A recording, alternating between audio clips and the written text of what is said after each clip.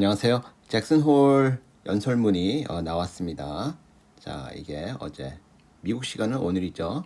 8월 25일 날 동부 시간 기준 10시에 나왔고, 그쵸. 연준의 의장 제롬 파월이 연설문을 직접 만들었어요.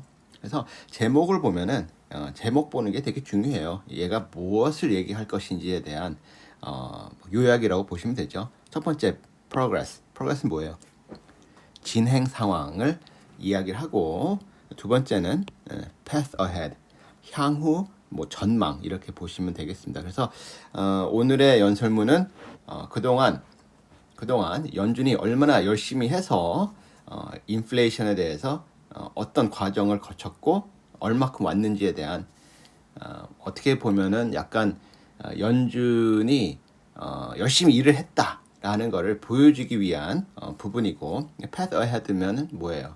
향후 우리가 물가에 대해서 어떤 입장인지를 조금 알려주는 거예요. 금리를 어떻게 결정할 거다라는 거는 없습니다.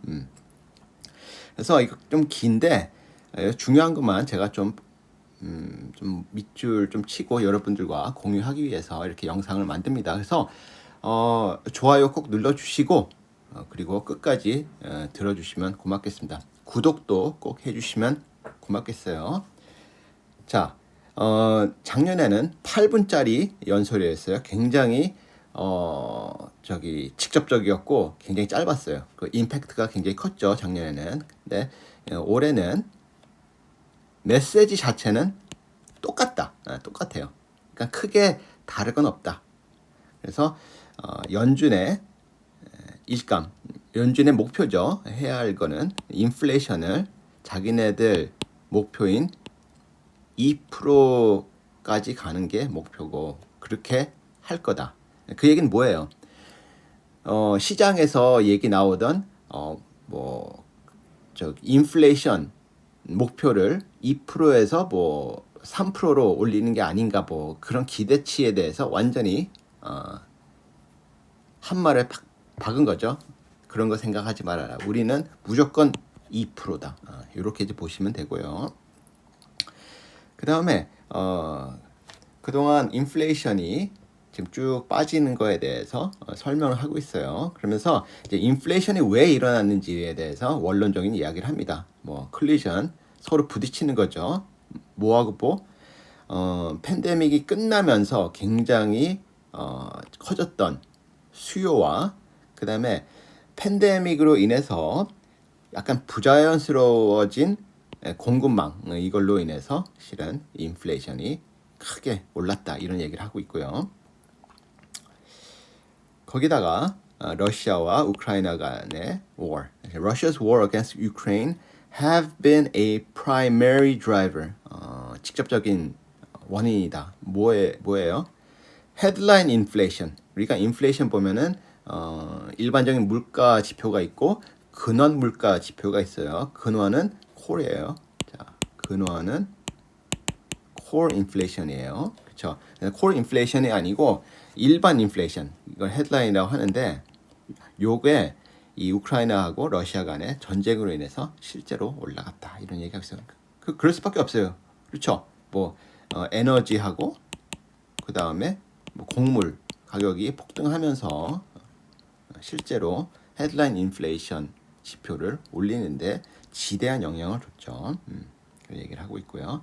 그 다음에 이런 얘기하고 있습니다. 최근에 인플레이션이 2달 동안 좋은 데이터가 나왔다. 그렇죠? 2 months of good data are only the beginning of what will take to build confidence that inflation is moving down sustainably toward our goal. 그렇죠?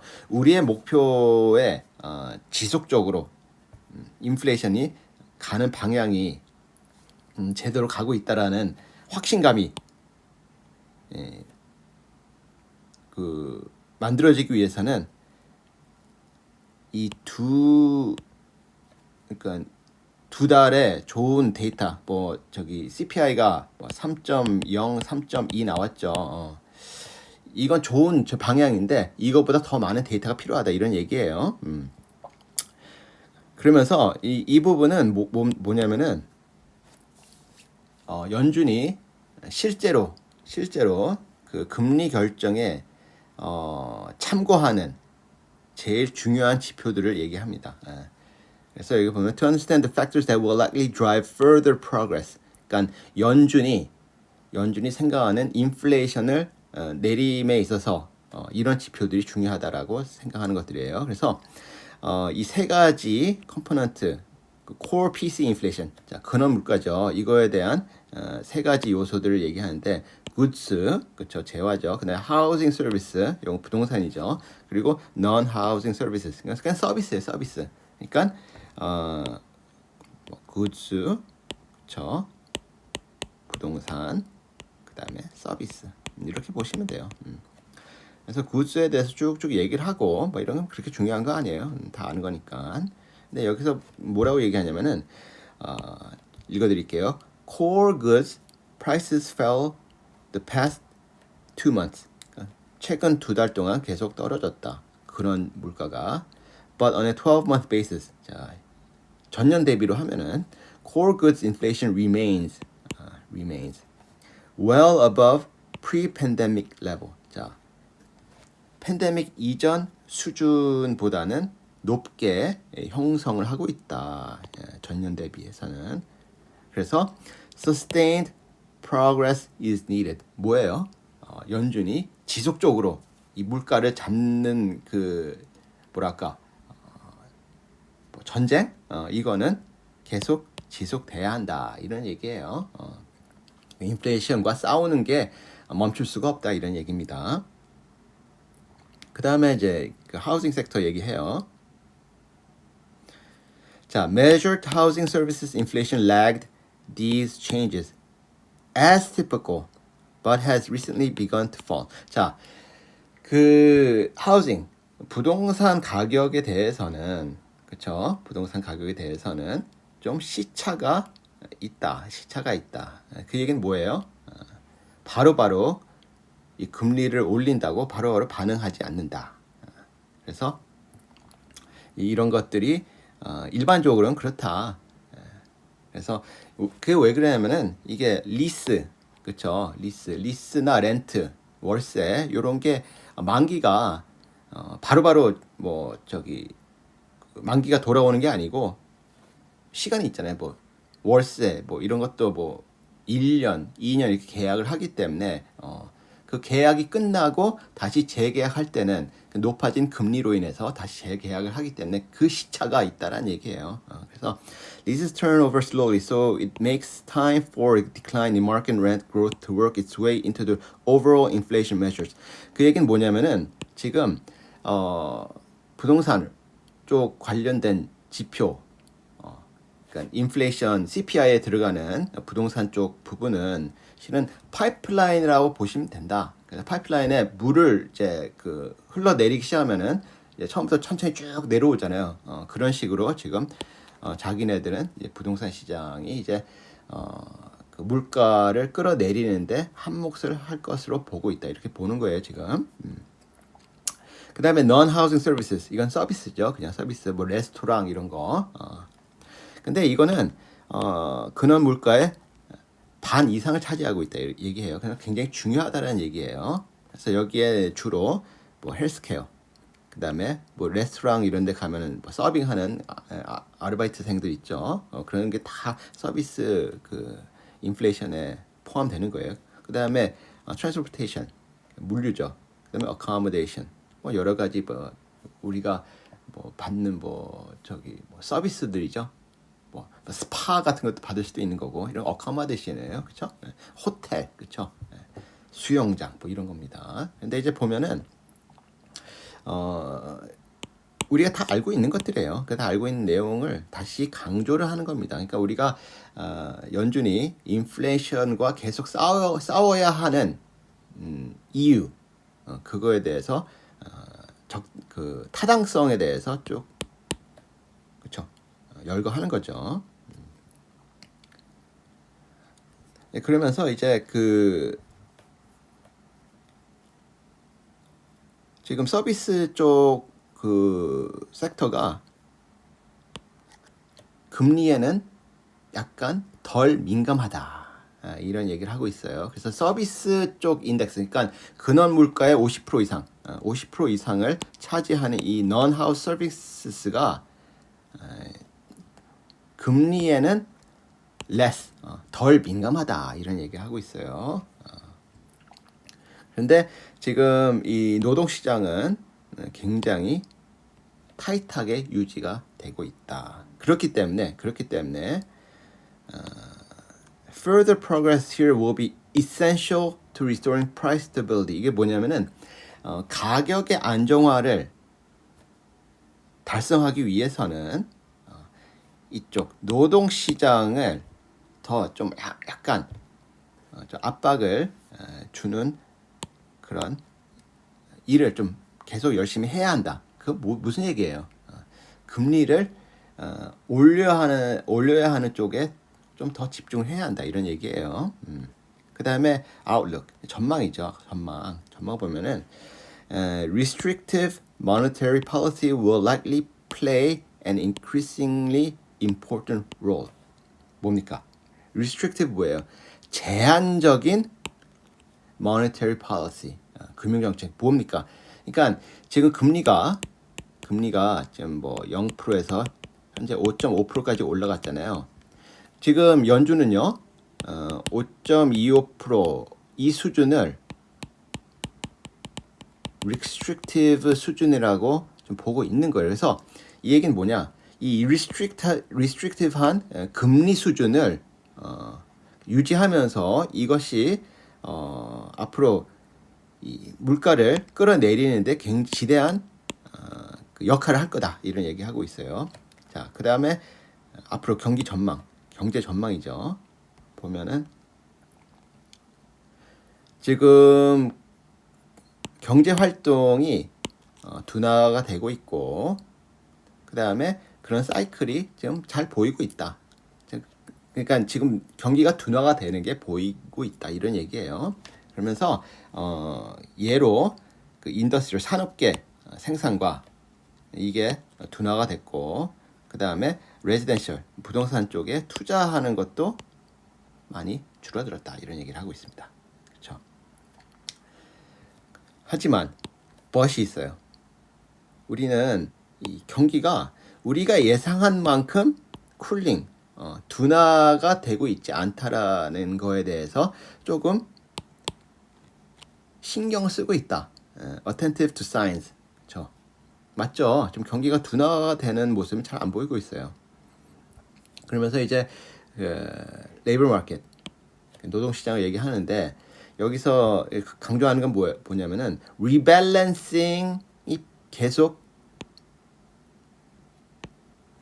진행이 되고 있지만은 remains incomplete, 아직 완성되지 않았다. 그러니까 뭐냐면은 이렇게 시소가 있으면은 시소가 그렇죠?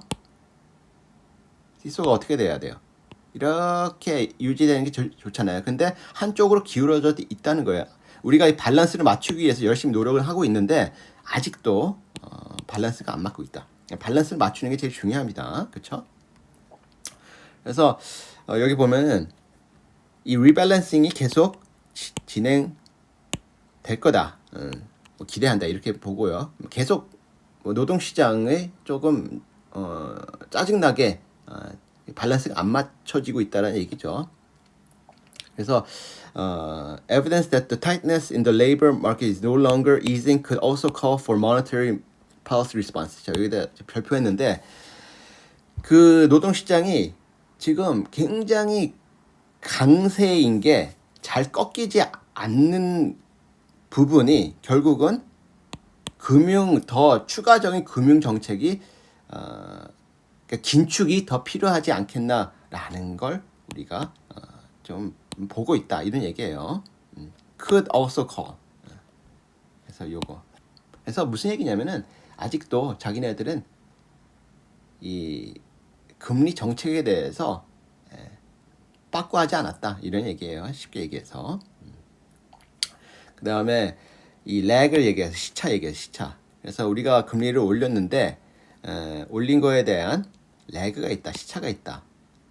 그래서 이게 앞으로 어떤 영향을 줄지는 정확히 모른다. 그래서 요런 게 여러 가지 그 인플레이션과 싸움에 있어서 좀 복잡하게 만들고 있다 이런 얘기하고 있어요. 이게 바로바로 효과가 나오면 알겠는데 이 시차가 있기 때문에 우리가 금리를 올린 거에 대해서 실제로 경기를 우리가 원하는 만큼 둔화를 시킬 수 있는지 그런 걸 모르겠다는 거예요. 레그가 있기 때문에. 그렇죠. 그래서 복잡하게 만들고 있다. 그다음에 너무 덜 하는 거, 너무 많이 하는 거, 긴축을 너무 많이 하는 거, 긴축을 너무 덜 하는 거에 대한 여러 가지 리스크가 있다는 얘기예요. 그래서 결론 이게 중요하죠. 그래서 요 말이 중요해요. We are navigating by the stars under cloudy skies. 무슨 얘기예요? 우리가 운전을 할 때 뭐 이렇게 날이 맑고 그러면 상관이 없는데 흐리고 이 별빛으로만 이 길이 보인다면 어떻게 해야 돼요? 조심스럽게 운전을 해야 한다는 거예요. 그거를 비유해서 이렇게 얘기했습니다. 그 얘기는 뭐예요? 연준은 지속적으로 물가와 전쟁에 있어서 굉장히 조심스럽게 가겠다 이 얘기입니다. 그래서 리스크 매니지먼트가 굉장히 중요하다. 관리 잘해야 하는 거예요. 잘못하면은 경기가 완전 꺾일 수 있고 또 잘못하면은 경기가 완전히 다시 리바운드 할 수 있어요. 그러니까 무슨 얘기냐면은 인플레이션이 다시 막 올라갈 수 있어. 그래서 마지막에 we will keep at it until the job is done. 자, 모든 게 다 완성 2%가 될 때까지 우리는 열심히 할 거다. 이 얘기는 무슨 얘기예요? 옛날 70년대, 80년대 폴 볼커 시절에 했던 이야기 Keep at it. 책 이름도 Keep at it입니다. 폴 볼커 책 제목이 그래요. 그다음에 뭐 지표들 쭉 나오는 거예요. 그 나중에 필요하신 분들은 보시면 될 것 같고요. 그래서 이렇게 정리해드리고요. 뭐 되게 좀 긴 연설문이었는데 도움이 되셨는지 모르겠어요. 꼭 좋아요 꼭 눌러주시고 제가 행간에 제가 생각하는 여러 가지 좀 느낌들이 좀 있을 수 있어요. 제가 이거 저는 한 5번, 6번 읽거든요. 그래서 거기서 제가 느껴지는 제 개인적인 감정 이런 거는 내일 팀케이크 멤버십 방송에서 제가 제 생각, 제 감정을 거기서 좀 말씀을 드리도록 할게요. 자, 여기서 마치도록 하겠습니다.